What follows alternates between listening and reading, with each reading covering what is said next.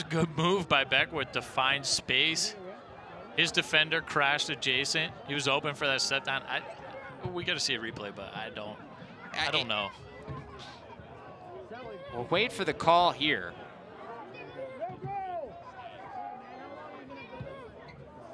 If anything, they're going to say that it hit just inside the top of the bar, and they do. Refs rule it's a goal, and Fairfield has tied this up. Let's take a look. Ford to Beckwith. And if you see it bounce down, if we can get another look at that thing, it looks like it may have just inside the line. We need slow-mo. You may need a goal cam to see this thing. I truly don't know on this. Oof. Yeah, oh yes, yeah, it's in. There it is. You can see. There's it looks there. Oh, there's definitely separation between that white line. Good call. And the turf in there. And that's it. Hey, amazing call. Yeah, that is. I mean, that thing was flying off the pipe. I don't know what you talk about in that situation as a 3-man ref crew. So what did you see? Unless you can one of them saw the goal. Unless you can slow this thing down in live time in your mind, I don't know how they figured that out, but they did. And Adam Reestis holds on to it here for Fairfield. Yeah, unless the refs have one of those Black Mirror replay chips in their mind, they're just kind of talking, and one of them got it right, convinced the rest of the crew. Great call and a great shot by Beckwith. Hey, a reminder for you, start your lacrosse Saturdays with LSN College Central here on Lac Sports Network. 11:30 a.m. Eastern every Saturday. She is saved by Donnelly and turned right back over here to Fairfield. Getting you ready tomorrow for all the biggest games around the country. Don't let your game day begin without checking out LSN College Central, only here on Lac Sports Network. 11:30 a.m. tomorrow. We'll set the stage for all the big matchups, including that big one in the Ivy League. Yale and Cornell, a couple of top 4 teams doing battle not far from here in Fairfield in Connecticut. Yeah, that's going to be a great one. Looking forward to that. Dylan it's a low wing Beckwith. again. Oh, he had his man there on the doorstep as Ford couldn't finish. Feels like that's the first time they've really drawn the defense away from the crease off that move. But they got to look to attack elsewhere from that weave offense at the midfield, because Utah's defense, their poles are so rangy. They're covering a lot of space, really denying those looks too. Oh, we've got a good one here midway through this 4th quarter, all knotted up at 8 apiece. Travis Eldridge, Joe Keegan with you here in our CAA Game of the Week. The first-year program Utah looking to get back above 500 at 5-4, while Fairfield is looking to get above 500 as well, sitting at 3-3 entering this one of their final tests before CAA play. And Fairfield defender just ran all the way through that pick, and then we've got a flag down, an extra man coming for the Utes. Yeah, he ran through that up high. I don't think it was intentional. He just might not have seen it coming until the last second. Perkins swims behind, backside to Sexton. He couldn't cash in, and because of the crease violation on Sexton, we're going to get our flag. There it is. Yeah. Got up underneath that face mask. Yeah, tall guy running through a bit of a shorter pick.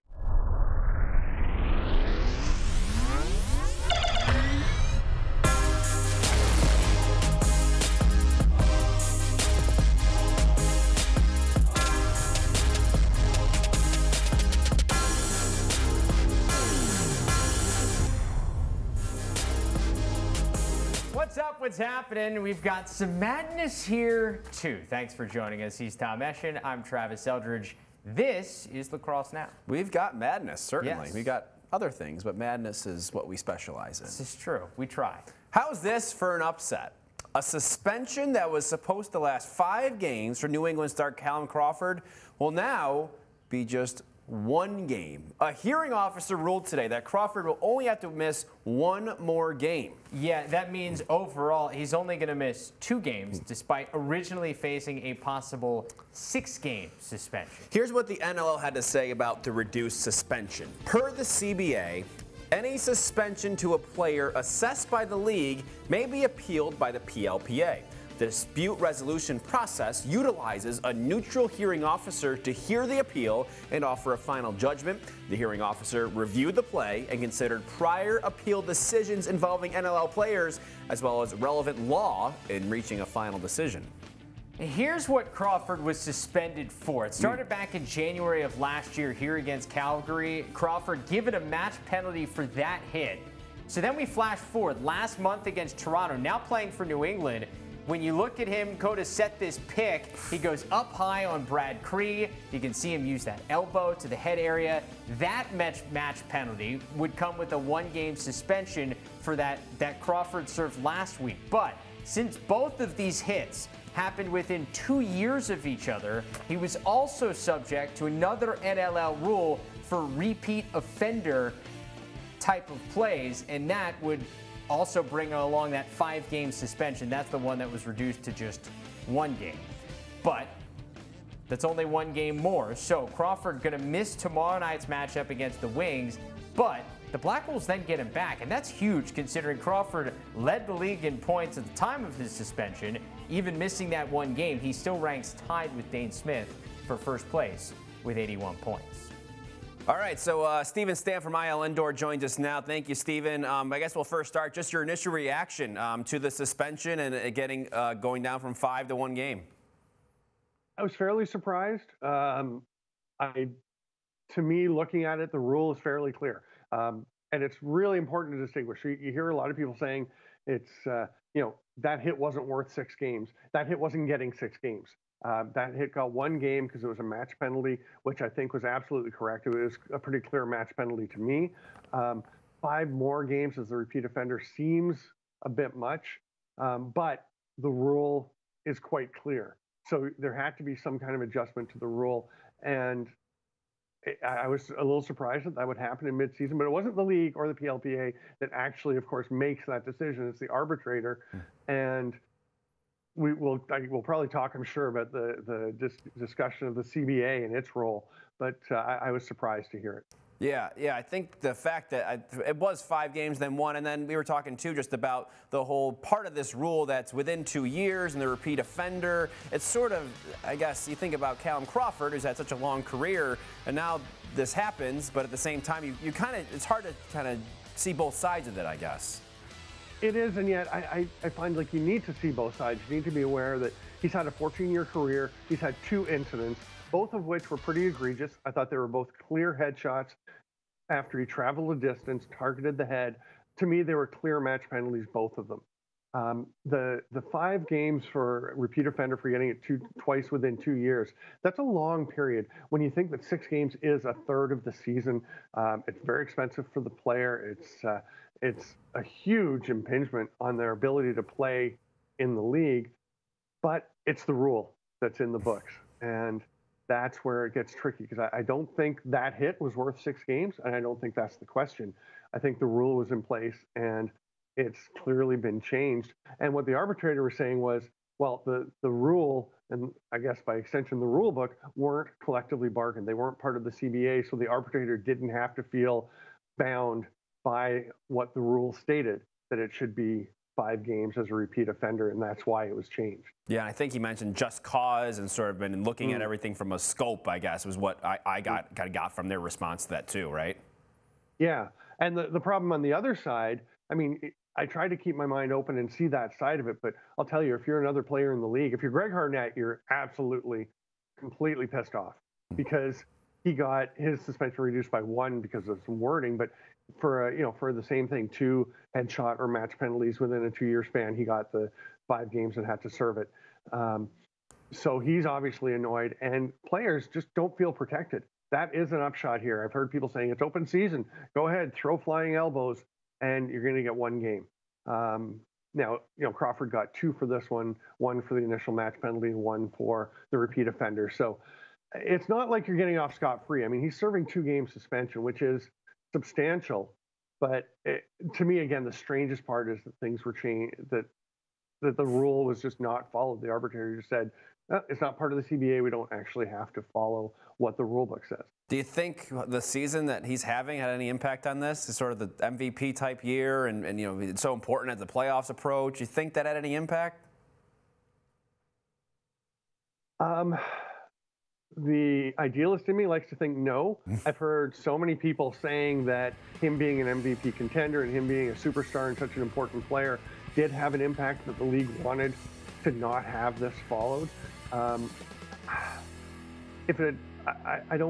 I don't know. I don't want to think that it did. Yeah. I don't think any of us wants to think that had an impact. Like you mentioned, you know, the hearing officer is an impartial party in this, and the league didn't have anything to do with that. So I would hope that didn't have any impact. You know, moving forward, I guess you think about the impact it's going to make, you know, on this season, because at one point with 6 games left, I think New England has, he was going to sit out 5 of them before this appeal. Now it's just 1. Does that shake up anything now in the East? I know these 4 playoff spots are pretty much settled. We know the teams, but in terms of seeding, this might make an impact.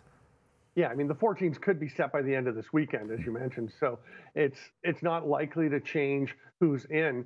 But, you know, New England had to be going into that thinking, hey, if we can just win a couple of these games while he's out, we're going to be in pretty good shape in terms of getting into the playoffs. But being at home, I mean, anything can happen in a 1-game series. I actually wrote about this a little bit today. And Graham Perrow, who writes for us at IL Indoor, shared an interesting tweet on his NLL Fact of the Day yesterday that there have been 48, there's like 32 of 48 teams that have existed in the NLL have scored more goals on the road than at home. And 30, not the same 32, but 32 of those 48 have allowed more goals on the road than at home. So obviously home floor is an advantage, and this massively increases and improves New England's chances of getting 1 or more home games. And it seemed like they had planned for this too, with getting Joe Resetaritz and the trade, and sort of like, oh, we're not going to. How do you think they're all going to work together now? That probably helps, I'd imagine, getting him back early so they can work together before you hit those 1-game eliminations. Yeah, they're obviously not upset about having him for all those games. I know that part of the consideration in getting Joe Resetaritz was, if we're going to trade for somebody, if we're going to bring someone in, it needs to be someone who can continue to be useful, can still fit in to the fabric of the team after Colin Crawford returned. They weren't interested in getting someone who only play a certain role, and once Crawford came back wouldn't be useful. I mean, that just wouldn't make much sense, right? When it was only going to be, if it was 6 games even, the more important games were coming afterwards, and I think they felt like they could probably muddle through and still make the playoffs. Yeah. So I think Resetaritz and what he can bring to a team in the long term was a big part of that. So I think they're pretty happy, and I think having 1 more game for Resetaritz to fit in with everyone else, and then you bring Colin Crawford back in, might not be the worst thing in the world in terms of him finding his role. But it will be huge, of course, to have them all get to play together heading into the playoffs, because that just makes Resetaritz and Crawford and everyone else, you know, Digby and everyone else on the offense, much more comfortable together. Yeah, and they've been, at times, they've looked very good and made some pretty big wins this year. And a decision today that's going to make a huge impact, I think, on this race in the East in terms of seeding for weeks to come, and even the playoffs now. It's like you mentioned, that home floor is so important. Yeah, 100%. And yeah, I don't know what else to say except that for New England, this is a great boon, and there is some logic. There is, you can't, I get the argument that the arbitrator made, but I know there are a lot of players who are very upset with their PLPA, and I think that's going to be an interesting thing to follow, is how the PLPA relations internally go moving forward. Yeah. Stephen, thank you so much for your insight. We appreciate it. My pleasure. Always fun talking to you.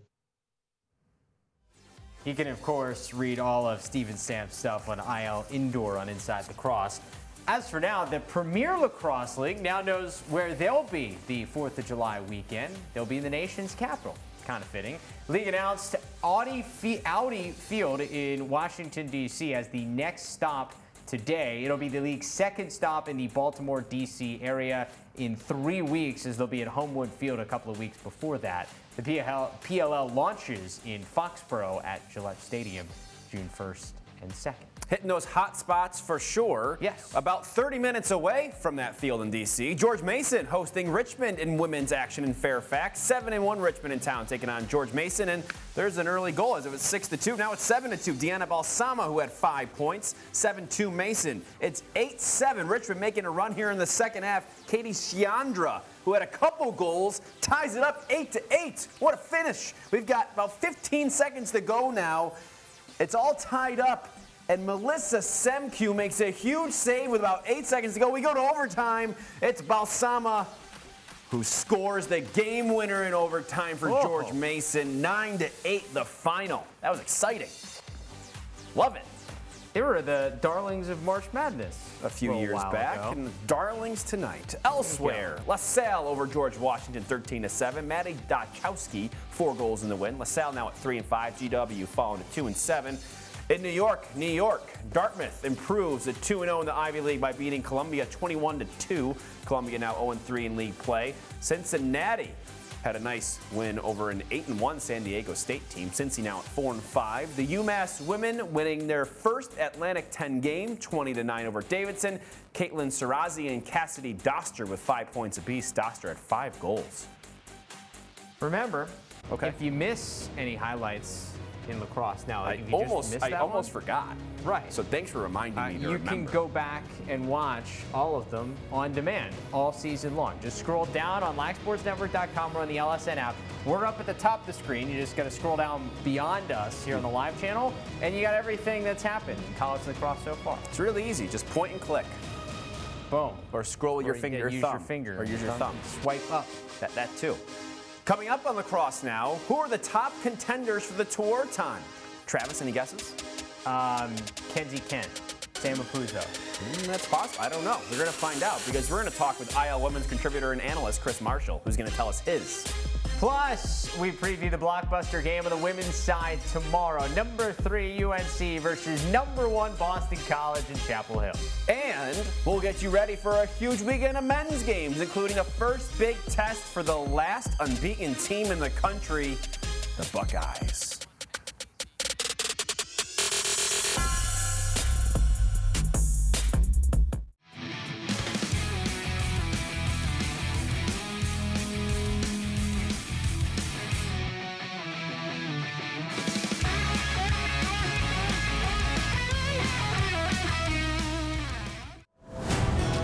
Speed. Power. This trophy is not given, it must be earned. The NCAA Men's Lacrosse Championships.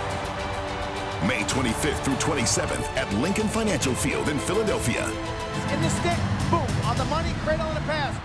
Win the first championship! Visit ncaa.com/lacrosse to get your tickets today.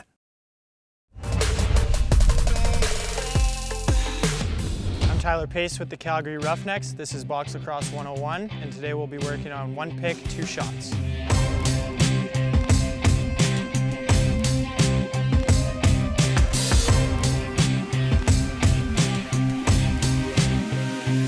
So we'll have players set up around the 24-foot line.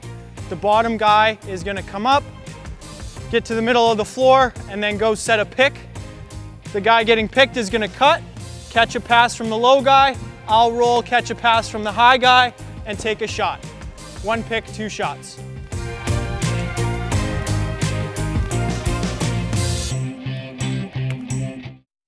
Lacrosse Now is brought to you in part by New Balance Lacrosse. Built for lacrosse. 1 year ago, this was the end of Towson in Denver in Colorado. Colt McCaffrey's buzzer beater waved off by the officials, leading to overtime where Denver will win, as you see here anyways, with Colin Rutan scoring the game winner to beat Towson. That is the game-winning goal there, 11-10 in overtime. So there's some controversy. It's always interesting. Yeah, that game was wild. Towson got off to a 5-1 lead. Denver came back. Tigers forced overtime. A lot of fun. And that game, this one right here, the headliner of this week, you're going to see that one right here on LSN noon tomorrow. Tomorrow, less than, what's it, 12 hours or so? Yeah, a little more than that. They played 1-goal games in 3 straight seasons, which is pretty cool. Yeah, and once again, we expect another good one between number 8 and number 13 here tomorrow. This one, this year, one of the major question marks, going to be at the face-off X. After last year, the Pios having the most dominant guy in the land. Now, and Towson having to adjust to that, the Tigers now have the dominant piece at the face-off X and Alex Woodall. And the Pios have to react. Kind of roles reversed there. Outside of that, both coaches know how tough it is to play against each other's team. These guys going back to, 2016 when they beat us in the first round of the tournament, they're always so well prepared. They're big, strong guys. They, it's a challenge from a lot of different standpoints. Number one, a coaching challenge. Number two, a physical challenge to play against these guys individually. Their goalie's playing well, and the switch has been flipped when it comes to the face-off game, and so we're trying very hard to try to put ourselves in the minds of a lot of other coaches for the last 4 years and figure out how to at least bear with somebody like Alex Woodall, who's going to be, if he's not the best face-off guy in the country, certainly with some of those other guys that we've mentioned in the past. It's going to be a tough battle. It's always kind of a chess match between them and us with what they're running and what we're running and kind of counter punches and things like that. They've definitely dominated face-off the past few years, and they continue to face off at a very high rate. So we know we're going to be challenged there, which is something that we have to do a good job with. But our main focus this week is really beyond our preparation for Denver is really ourselves and making sure that we're playing as efficient as we can. Don't forget, Denver and Towson, right here, noon Saturday on Lac Sports Network. I've got the call with Steve Panarelli. You can find it on LacSportsNetwork.com, social media, or any of the free LSN apps. You can watch on your Roku, your Apple TV. Amazon Fire. Yep. Chromecast. Xbox. Android. However you want to get it up on your TV, you can do that too. You can Sometimes it's on Twitch, so you can watch on your PlayStation. Boom. Which is pretty cool. There you go. Moving on. Joel Tinney knows what week it is. Doyle Smith Cup Week. He posted this on Instagram. The Hopkins alum urging his Blue Jays to keep the cup in Homewood. Hopkins beating the Blue Jays. Beat the Cavs. The Cavs, rather. They beat themselves 15-13 last season in Charlottesville. As for this season, the 9th-ranked Cavaliers coming into this one 5-2. They've won 4 in a row, rallying in the second half to beat Notre Dame 13-11 last week. Hopkins beating Delaware 12-10 last weekend. They're now at 4-3, over 500 for the first time all year long. That game at 6 p.m. Eastern, ESPN 3 tomorrow. The 7th-ranked and unbeaten Ohio State Buckeyes, their toughest test of the season so far when they head to 11th-ranked Notre Dame to take on the 3-2 Fighting Irish tomorrow. The Irish have won 16 straight against the Buckeyes, including last year in Columbus 9-8. Notre Dame coming off that loss to Virginia, while Ohio State, they were supposed to play Denver, but that game was canceled due to the weather in Colorado. Pios couldn't get there. Cyclone. Yeah, wild stuff. But this game is going to happen 1 p.m. Eastern Time, Saturday, ACC Network Extra. 4th-ranked Maryland hosting rival 19th-ranked North Carolina. The last time these two teams played in California last season as part of the Pacific Coast Lacrosse Shootout. The Terps winning 11-7. This season, the Tar Heels have won 3 straight heading into the matchup, while Maryland 2 in a row, beating Albany and Villanova. Their only loss this season to Notre Dame. They'll begin at 4 p.m. in College Park. Love this game. 5th-ranked Cornell hosts 17th-ranked Penn in an Ivy League play. It's a rivalry that started back in 1901.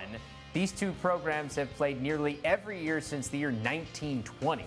It's been a long rivalry. Last year, Cornell snapped Penn's 2-game winning streak, 20-13 in Philly. Cornell at 5-2 now after dominating St. Bonaventure on Tuesday, while Penn, winners of 3 straight. They're back to 3-3 after that difficult start. This game, a 1 p.m. Eastern start on ESPN+.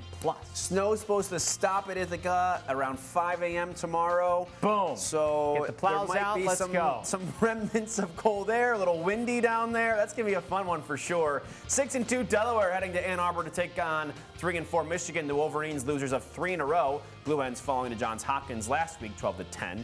Penn State playing as the #1 team in the nation for for one of their first times on the road at Cleveland State. UMass hosting Brown in Amherst. The Minutemen with 4 straight wins. Brown a double overtime loss to Holy Cross a couple days ago on Tuesday. That was wild. And we got a SoCon battle. 10th ranked High Point and Jacksonville. That'll be pretty interesting in Florida. That's a noon start. Warmer than in Ithaca in that one. Just a touch. Geography, climate. Let's look ahead to Sunday. Speaking of upstate New York, 12th ranked Syracuse hosts 2nd ranked Duke, but not at the Carrier Dome. It's going to be a few miles north up at Cicero North Syracuse High School. Is that 690 up there? 481? I think 481. 81 for one of those. You go north of the Carrier Dome, and that's where you find it. Game moved because the women's NCAA tournament is in the Carrier Dome. The Orange coming off a comeback win over Rutgers last week, while Duke was able to come back and beat Towson. This one, Duke and Cuse, 2 o'clock, ESPNU Sunday. It is always entertaining.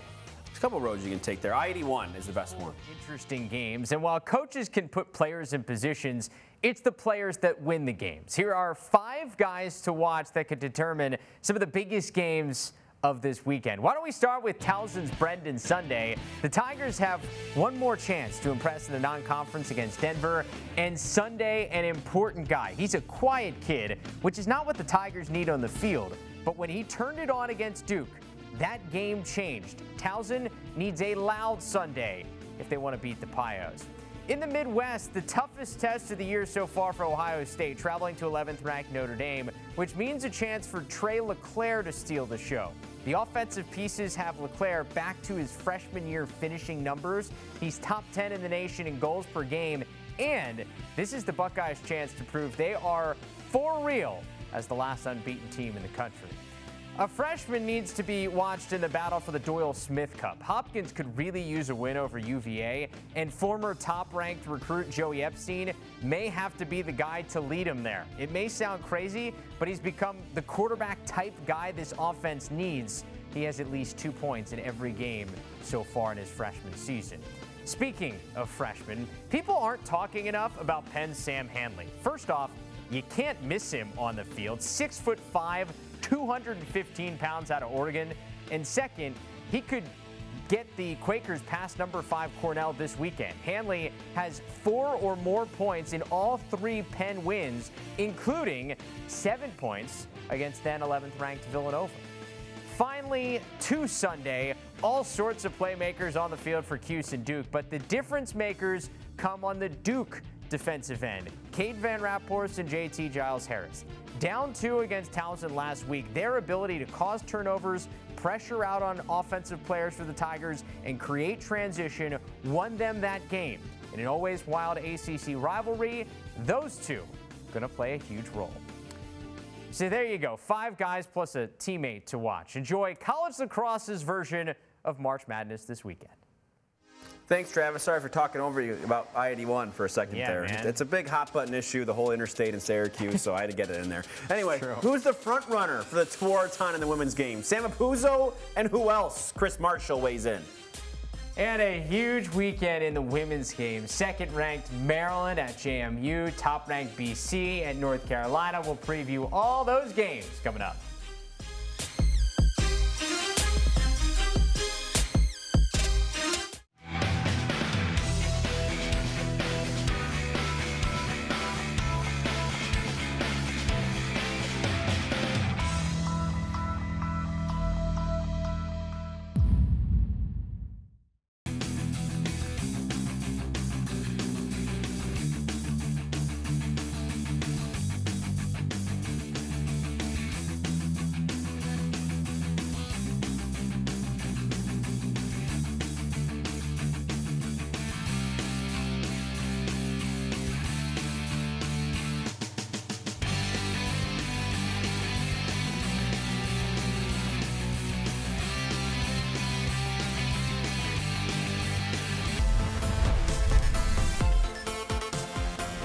Designing extra man offense plays, it's best to incorporate some element of surprise to try to confuse the defense.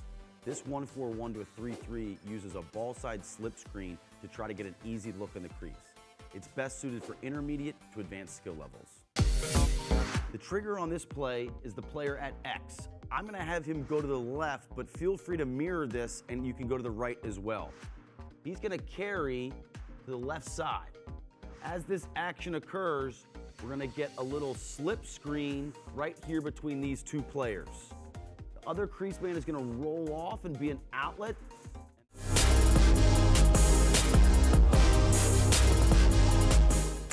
Excuse me, another week, another huge week in the women's game. The top 4 teams have been the same the last few weeks, but I'm thinking that might change after this week. Really? Yeah. Yeah? I mean, we got a shot at it. All right. Depending on what happens.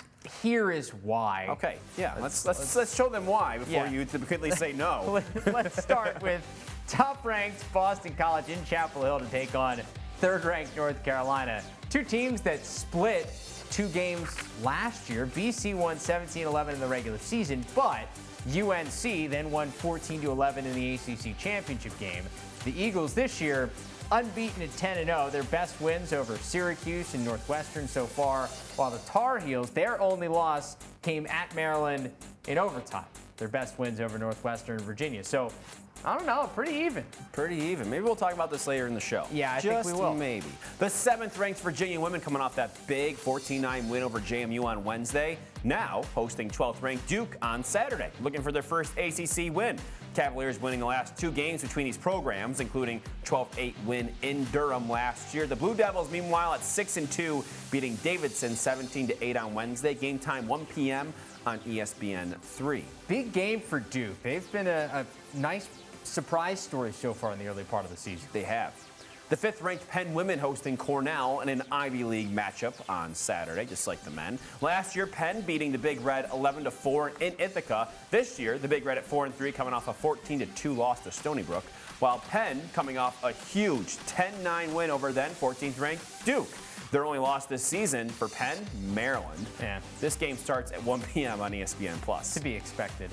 A battle of 2 previously highly ranked teams, now ranked 19 and 20, taking a look at Stony Brook and Florida, battling things out on the island on Saturday. Stony Brook sits at 4-3. They have won 2 in a row. They beat UMBC to open up American East play, and they beat Cornell, while Florida 3-6 on the year. This is un-Gator-like for them. Stony Brook, their 8th-ranked opponent this season. They've had like the toughest schedule. It's brutal. As well. Gators have lost 3 straight, their opponents in those games. Syracuse, North Carolina, Princeton. Well, all top 10 teams. Face off 11:30 a.m. So wake up early, Eastern time at Laval Stadium at Stony Brook. Breakfast on the island. I'm sure they got some good brunch spots out there. Oh, 100%. Get a nice bacon, egg, and cheese. A little diner action. Boom. Yeah. Other big games for the women. 17th-ranked Johns Hopkins taking on Rutgers. 16th-ranked Loyola hosting Lehigh. 11th-ranked Northwestern on the road heading to Marquette. I believe that's north. And a good one in the Pac-12 when Cal visits USC. You can see all those games you can see right there. No live stream, though, for the Marquette game. Sorry.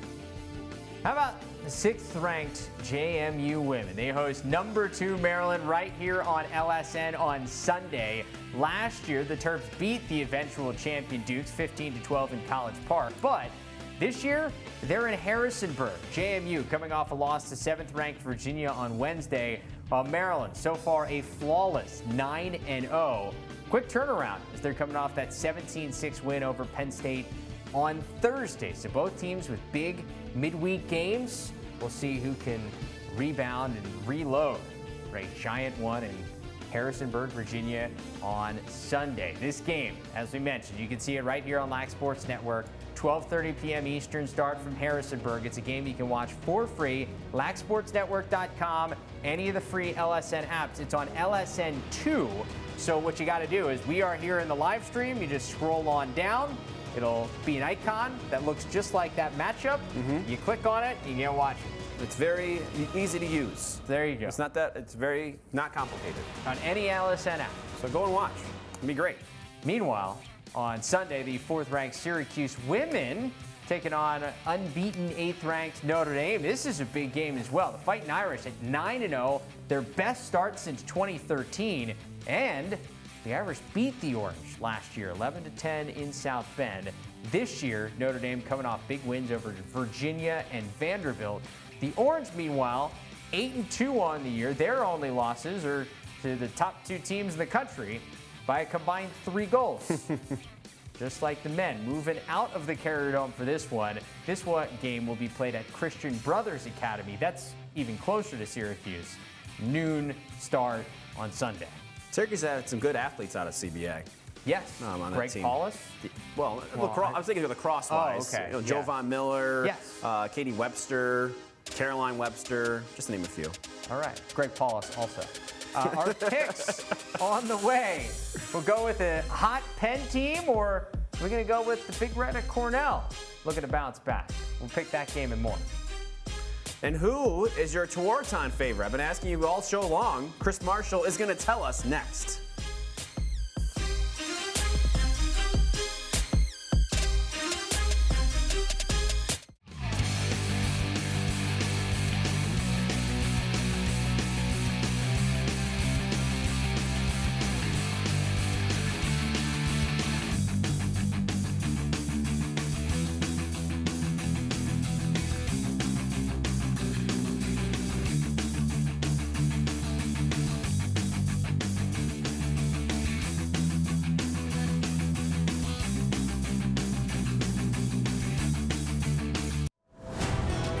Speed.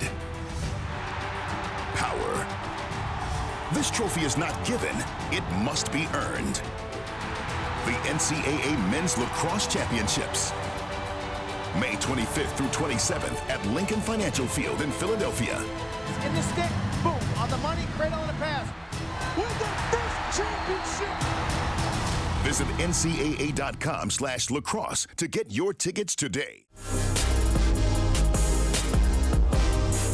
Hey everybody, welcome back to Lacrosse Now. The Towson race on the women's side, an interesting one. Discussion's been dominated around that trio of stars from Boston College, but you know schools like Maryland, Syracuse will likely have a say by the end of the year. Here's a look at a trio of contenders at this point of the season. Of course, defending Towson winner Sam Apuzzo is in the mix. She ranks top 3 in the nation in goals and points per game, but she's behind a breakout star from Duke, Charlotte North. North leads the country at nearly 7 points per game, ranked second scoring 5 goals per game. And then there's Notre Dame's Andy Aldavi. She's a big reason Notre Dame remains undefeated. For more, over to Travis.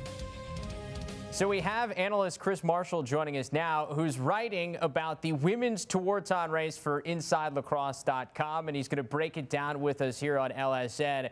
Chris, at this point, somebody from BC has to be the favorite. Am I right?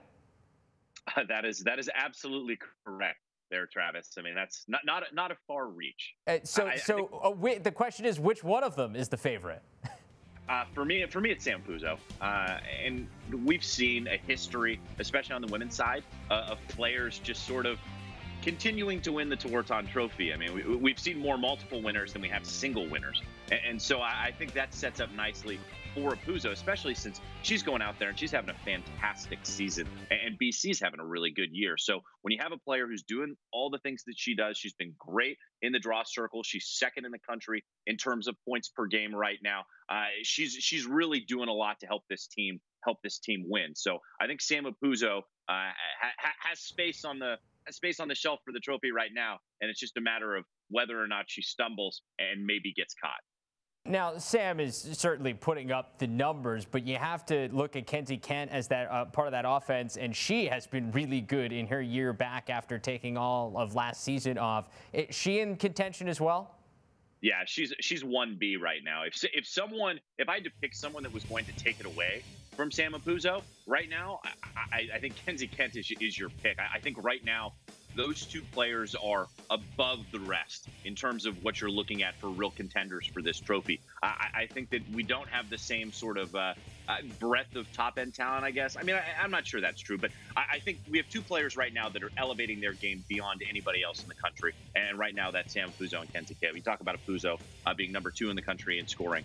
Kenzie Kent's number 3, and she's leading the country in assists per game. So, I mean, these two players are absolutely filling it up on a team that, in my mind, is pretty much the unquestioned number 1 team in the country. Yeah, it's just crazy to think that those two players that are competing at the highest level are on the same team. Arsenault either. Yeah, well, look. I think we could see 3 finalists if there aren't players on the top teams that really go out of their way to have some fantastic seasons. I think we're seeing a lot of teams that are at the top have really good team play and depth of scoring. It's lining up to where you might see 3 BC players as finalists. Hey, look, Hallie Quilton-Griggs said it here on LS at the beginning of the season that she liked the 3 BC players in her top 5, and certainly not much has changed throughout. Though there have been some teams that have surprised, one of which is Duke, and you like one of those players as an early contender for the award. I do. Charlotte North is having a fantastic season. You know, you talk about 2 and 3 in scoring on the year. She's number 1, and she's been pretty consistently at number 1 all season. And she's been doing it against a really tough schedule. I think Duke's having a really nice year. I don't think they've been getting enough respect in the rankings. And also, they don't have nearly the talent around her that BC does when you look at Kent and Apuzzo and Arsenault there. So she's doing an awful lot. And what I like about her, too, is she's shooting really efficiently. 80%, just under 80% of her shots hit the cage, over 59 or just shy of 59% go in the goal. And there's only one other player, you know, that has 40-plus goals on the season and that is shooting as well as she is, and it's Sam Apuzzo. So, I mean, she's in really good company. So she's needing to shoot efficiently to make sure she can score to help her team win, and she's following through. So we've got 3 ACC players there that we talked about. How about one more? At Notre Dame, we got Coach Halfpenny tweeting out the shh emoji after the win over UVA. They're unbeaten. Now, you could say that they haven't played the lineup of teams that other people have, but they're still undefeated at this point of the season. So who do you like from the Irish? There's a couple of players, actually. Sam Jackalone needs to be mentioned. She's having a fantastic year. I think it's going to be nearly impossible for a goalie to win this award, but she's near the top of the country in terms of her save percentage, and she's anchoring the #1 scoring defense in the country. There's Megan Taylor, Michaela Cheeseman, our other goalies for Maryland and Penn. I wanted to get them out there because I think they're playing great, even though it's unlikely they will win the award. But Andy Aldeves is, in my mind, maybe the most complete player in the country right now when you look at her statistical categories. I mean, she's doing a really good job, and she's really the motor that's running this Notre Dame squad. I mean, you look at her statistics: 73 draw controls, 11 caused turnovers. She's got 37 points on 25 and 12. I mean, she keeps this up for another, 9-10 games if they make a run. I mean, those are Taylor Cummings numbers if she's able to double what she's been doing. So she's really doing it all. So I mean, she's a player to watch. Obviously, she's not sneaking up on anyone. She's a really high recruit. But now that people are paying attention to Notre Dame, I think she's going to play her way into the conversation. All right, so we've got 4 players from the ACC. Who else is on your radar when you look at a possible top 5 player? I think those are the players that really stick out. You look at, I mentioned Michaela Cheeseman, who's been playing in the goal for UPenn. She's near the top of the save percentage as well. I think she's a player to watch. But I think if you're looking at another player, it's Celina Lasota. And I think at the beginning of the season, obviously, you know how talented she is. And she's playing for a very good Northwestern team. They have 7 players in double-digit scoring. They're a team that puts up a lot of points. And, there's a lot of unselfish play. But she's really played herself back into the conversation over the last 2 games. She has 17 points in the games total against BC and Rutgers over the last about week and a half. So she's really started to hit her stride. And if she can continue to score at that clip, she's also been taking some draws. So if you watch her, it's impossible to watch her play and not think that she's one of the top 5 players in the country. Let's put it that way. And I think now her stats are really starting to back that up as well. Yeah, well, she's been lighting up looks since her freshman season. She's really come on as of late. Certainly somebody in the conversation. You can read Chris's write-up up on Inside Lacrosse coming up. But Chris, thanks for the time, man. Anytime. You can read all of Chris's thoughts, all of them, on InsideLacrosse.com right now. It includes a few more names he believes are in the mix for the top individual award in the sports. Good stuff. Go ahead and read it. Even includes his thoughts on his beard. I'm just kidding. It doesn't include that. But we could ask him about that next time on the show. Work on that. If we have to. As for now, coming up, check in on tonight's NL action, the start of a busy weekend indoors.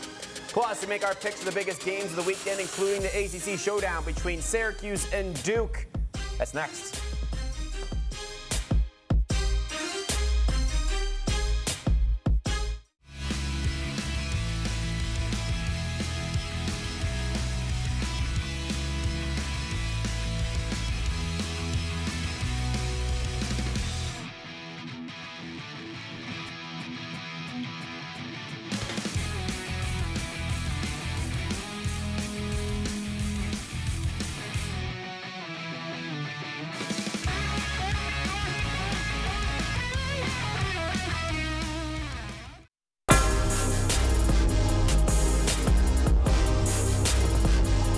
So it's Friday, which means it's time for picks. Barstool Jordy had a game, so he had to bail on us, which means you're stuck with us. Yeah, so we're looking at some of those Lax Vegas lines, as Jordy does every week, and we're taking against the spread a little bit here. We've got big games this week. I mean, 5 really big top 20 matchups. Yeah, a whole matrix here we have for you guys today. So where are we starting? We starting up there? Yeah, Cornell let's go and Penn? Cornell. And we got a little tail of the tape. Cornell favored by 2 in this game over Penn. Yeah, which is interesting because I really like Penn. We've seen some, I know they went down 0-3 to start the year, but the only game they really weren't in was that Duke game, which was weird, downpour, moved fields, all that. Yeah. Which is why I like Penn. Okay. Even with that, you don't even need to give me the goals. I like Penn to win this thing. You like Penn outright. Outright. And here's why. Sam Handley mentioned this earlier in the show. 4 or more points in 3 straight wins, plus the face-off position has been a question for Cornell, and Kyle Gallagher has been one of the better guys in the country, and better guys in the Ivy League other than the guy at Yale and T.D. Erlin. So I like them at the face-off X, and I like Sam Handley to complement very well the guys like a Simon Matthias and a Tyler Dunn. Okay, all right, I see your point there. Thinking about this game from my perspective, you look at some of the stats here, pretty even for the most part in terms of how they stacked up. I think Cornell's played lesser competition quite a little bit on their side of things, other than Towson, I think, was their big win of the year, obviously. It's tough for this game, I think. I think it's an Ivy League game. Who are you going A lot with? of history in this one. You gave a long explanation. I can give a long explanation, too. Building this thing up. Cornell, number 2 in the nation in shooting percentage, which I think is interesting. So Reed Junkin for Penn, who's been very good this year, one of the leaders in the country in saves per game, it's going to be important as he's going to have to make some tough stops against those shooters for Cornell. So at the end of the day, I like how Penn's playing. I love their confidence, 0-3. So who's the pick? I think Cornell covers. All right. I think Cornell covers. Even with the 2 goals, wow. Yeah, I think Cornell covers. You think Cornell's going to win by 3? Yeah, wow. I do. I think it just because one more point for that one. Yeah. I just think because Cornell coming off a loss, I think that's important just in terms of the whole vibe and sort of the get them going thing after Yale. We saw what happened after their loss against Penn State on the Friday of the Crown, and then they came back and beat Towson, so I think that happens again. They come out as a motivated team. Let's go to the Doyle-Smith Cup. Oh, yeah. Hopkins and Virginia. This is just a straight-up pick 'em, so you don't have any goals to worry about, points. Straight pick 'em. Dox Aitken as a Dodger, for me, is a huge difference maker for Virginia. We saw him have a big impact in that come-from-behind win over Notre Dame. I think the Cavs ride that into another win over Hopkins. Big momentum boost for the Cavs getting that ACC win. They're 2-0 in the conference. But the Cavs have been playing with fire for weeks now. I'm cool with it. You can't keep on playing with fire. I'm sorry, Virginia. You win 3 overtime games in a row. What has Hopkins been doing? You're down they were late. down by 2 against Delaware. And that is why Hopkins is going to win this game, because they need this one more. They're at home. Coach Petro's going to get them fired up. They're led by a freshman in Joey Epstein, and they're still 4-3. That's an issue. Which is not an issue at all. That's an Epstein issue. is the real deal, ladies and gentlemen. I'm sure he and with is. Kyle Mark, Williams also producing these last couple of games. They're coming together as an offense, and they put up 12 goals against a really good goalie in Ben DeLuca and a good defense in Delaware. So I like Hopkins over Virginia just because Hopkins needs this one. They need to win this game or else they're in trouble. I'm concerned that I don't think Hopkins can run with Virginia. I think Virginia controls the pace of play, and I don't think Hopkins can keep up. All right. That's my big thing, and I think they've got too many playmakers. So there you go. Midfield's going to be a thing to watch. Hopkins midfield, question marks. Virginia has the strength there. Watch the middle of the field. I think Hopkins has the attack. All right. The advantage there. How about to Sunday? We're jumping ahead to Sunday. Let's go to Sunday. And we've got Duke and Cuse. Cicero North Syracuse High School, ladies and gentlemen. Moved away from the Carrier Dome. Duke, even on the road, different environment, but still, even on the road, favored by 2 goals. Even on the road, Duke favored by 2. This is another tough one. The 2 goals for Duke on the road. You're in a weird environment. I think this actually hurts Syracuse a little bit. I agree. We talked to Dave Yamela earlier in the week, and he agreed. He said, "Well, you get Duke's already on the road, and the Dome is such a home field advantage. Yes. So much history. And you heard the Dome rocking in that Rutgers game when that momentum happened, and Ryan Powell's wooing up in the press box, and you can hear him probably throughout the whole Dome. So I know the only thing that stopped me in this game from really having it convincing is that Syracuse, 7 different players on their team have double digits in points this year. They've been really spread out in terms of their points and scoring, and I think for a team like Duke who has 2 really good close defensemen, it almost negates that just a little bit in the terms that there's so many different places. Duke can't just focus in on 1 or 2 guys.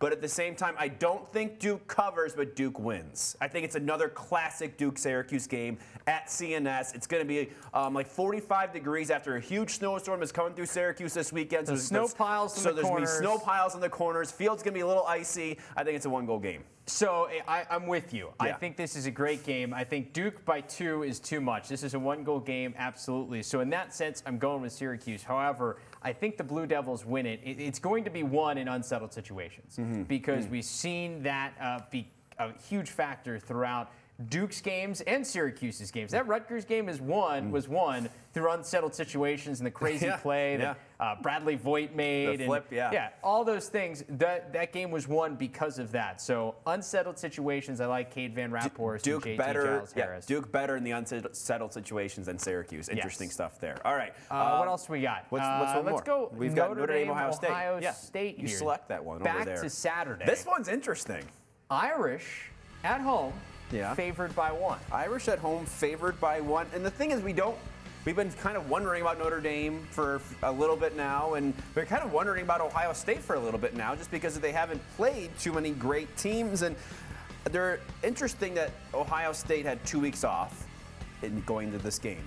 And I think in college, a couple weeks off is really important for a program, especially in the middle of the year. It's a chance to get healthy. It's a chance to sort of reset everything.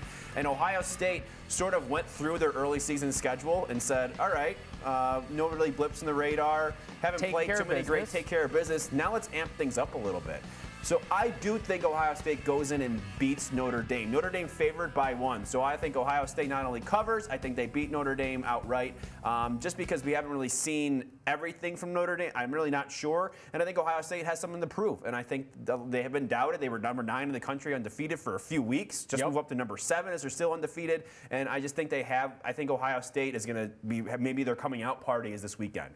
Big key for the Buckeyes this year has been the emergence of Jack Myers, the freshman on the attack unit, because what he has done is enable guys like Trey LeClaire to go back to his ability just to finish. He hasn't had to worry too much about being the quarterback of the offense and carrying the ball a ton when he's not comfortable. Myers has handled the stuff from X. He's been a huge part of Ohio State's success so far. And just like that, LeClaire has got 20 goals. He's ranked top 10 in the country in goals per game. And he's back to that freshman year Trey LeClaire, which is why I like the Buckeyes. They have the pieces offensively have fit. You know what you're going to get from a Nick Myers coach team on the defensive end of the field. They've got a really, really good face-off guy. So that all equals, I think, an Ohio State And Jack win. Myers is like I was talking about the tiers a little bit. He came in, I think he missed the first 1 or 2 games of the year and sort of helped Ohio State take a step up and sort of change things a little bit. And I think for a team, it's good to always be evolving. And I think that's important. And also short week as well for Notre Dame after coming off that win. Had to play Michigan on the road. Yeah, so you're calling Denver Towson, so you have to be quiet right now. Yeah, well, I'll give you a key. I'll give you a couple of keys. Okay, giving us the keys. All right, two, all right. 2 keys.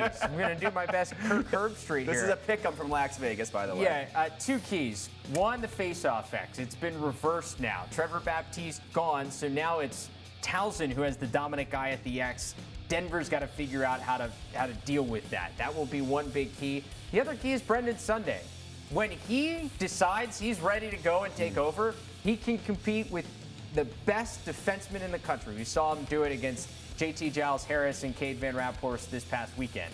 When he's quiet, Towson's in trouble. So those 2 things are things to keep an eye out for. I like those keys. I'll give you another key to this one, and I'll go with the goalies because I think both these teams are made up of shooters. We talked about that earlier in the week about Towson. They got guys who can hit the corners, and so does Denver.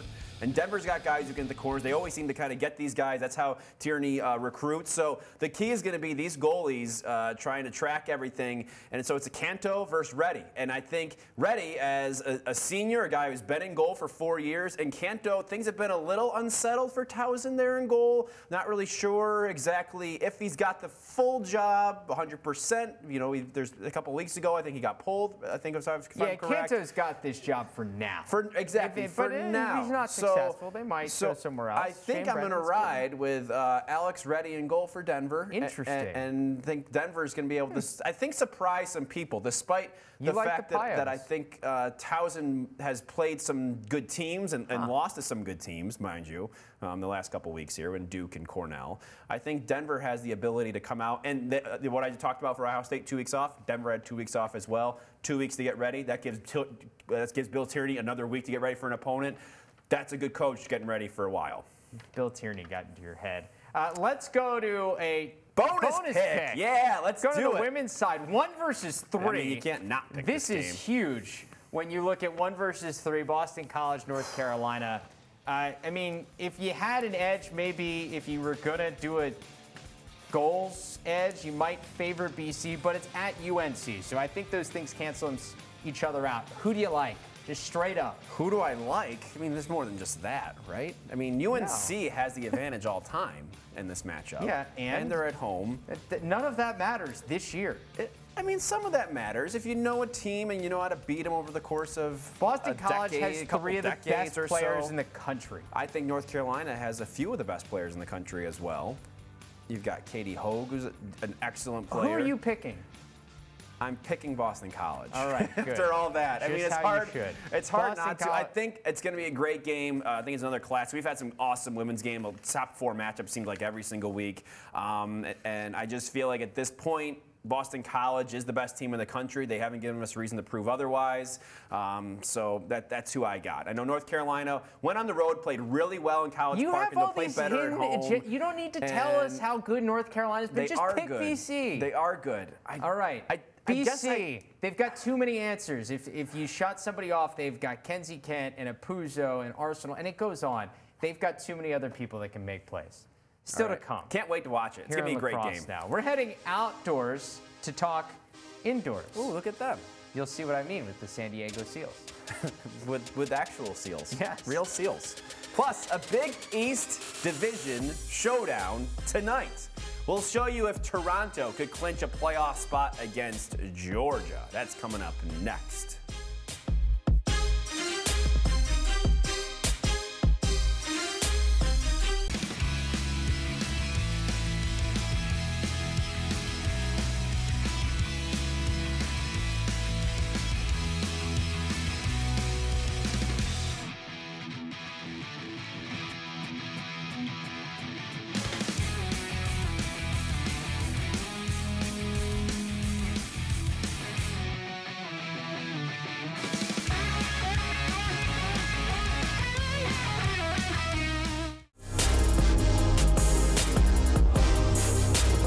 From all those picks. I know. Whew. Let's get to some of tonight's action, more of tonight's action in the NLL. We're almost certain we know the 4 teams that are going to be in the playoffs in the East Division. Pretty much figured out. But plenty to figure out seeding-wise. This game right here, important when it comes to both categories. The Rock, a chance to clinch a playoff spot with a win against the Swarm tonight in Georgia, but Georgia jumps out to a 5-1 lead in the first quarter. Oh we pick things up in the second. More from the Swarm. Randy Stotts, he's a machine. Quick stick from Shane Jackson. Swarm up 6-1. Later, Shalon Rogers. See ya. El Capitan. Oh. In transition. This kid is the real deal. 6'2". Rock starting to get back into this thing, but how about Stotts again? It's time to Jackson. And we're just going to take a couple looks at this thing because it's pretty. He almost lost his stick, it looked like, on that pass. Look at poor Nick Rose. He just doesn't see it. Nope. He's like a statue. George is up 8-3. Rob Hellier trying to keep him in it. From the point, Tom Schreiber gets the assist. He had a couple of those, Captain America. On the man up, 8-4 game. So back getting things interesting, but just too much for Georgia. Lyle Thompson to Randy Stotts. Those two are quite the duo. It worked out well when they got them in the same draft class. Face-off. Off the face-off. Big hit. What's going on? From Challen Rogers. Uses the elbow. That's a 5-minute penalty. Okay. It's not good. Nope. You got Holden Catoni to Lyle. It's nice. Makes it a 10-4 Swarm, and not too much later. Unreleasable. Yeah, that's what happens. Things are getting feisty here in Georgia. Swarm, like, yeah, we're cool. We're up by 6. We got a man up for the next 3.5 minutes. 3.5 minutes left here. And how about some more? Because we've got more. Lyle Thompson to Randy Stotts. Stotts had 10 points, 5 goals and 5 assists. Lyle had a goal and 7 assists for 8 points. Those two combining for 18 points. That's a lot. The Rock did not have a lot. Just 5 goals. Mike Poulin in goal for Georgia, 44 saves. Rock going to have to at least wait for tomorrow to try to clinch a playoff spot. They need some other teams to lose if they want to clinch. Interesting result this evening. Yeah. And out west, we have a pair of important games just coming up here in a few minutes. At 10 p.m. Eastern, the expansion Seals can clinch a playoff berth with a win over the Rush. Can't believe I actually said that, which was crazy. Wild. Meanwhile, the Mammoth and Warriors continue to fight for the final playoff spot in the West. They're currently tied for that final spot, 4-8. They play each other again tomorrow night. So this is a huge weekend. Speaking of Seals, that's right, we're talking Seals. They're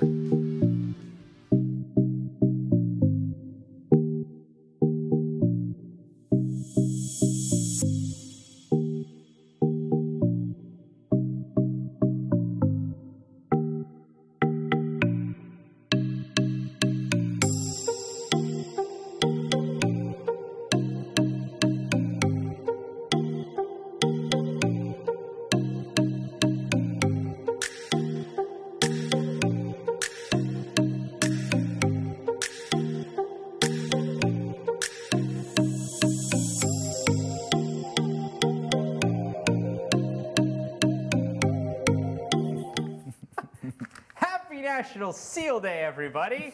You're welcome. Nothing says Seals like slow EDM type music. The San Diego Seals went and visited real seals. I wish they actually had a seal song actually in there. Kiss from a Rose, a great hit. That really would have been National Seal Day. I have to check his Twitter. I'm sure he had something involved with that. Seal, so, right? Yeah. Sorry, go on. Towson. Playing tomorrow. Let's go to Tigers. And so UCF, the basketball team, is in action currently tonight. They've got a guy who's like 7. How tall is he? 7'6". 6. Taco Fall. And so there's a great picture of him and Tracy Wolfson, the sideline reporter for the games in Columbia, South Carolina for CBS. And Tracy's 5'2". Okay. Small compared to Taco Fall, who's 7'6".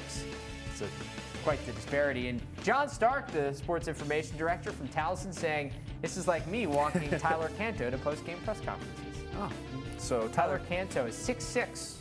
Yeah, big boy. Yes. Pretty good. We're going to see him tomorrow. Yes, we are. We're going to talk about him and other people around the lacrosse world. Other tall guys. LSN College Central. Tomorrow morning, 11:30 a.m. Eastern, right here. Everything you want to know from the world of lacrosse as we lead into that beautiful noon time for a lot of these teams kicking things off. Penn's Sam Hanley, also tall. He's 6'5". Then it leads you into noon Eastern time. Denver, 13th ranked Pios against the 8th ranked Tigers. Right here, LaxSportsNetwork.com, the LSN app. Going to be a fun way to kick off your lacrosse Saturday. Let us know other tall people you know about, because we want to know about them. See ya.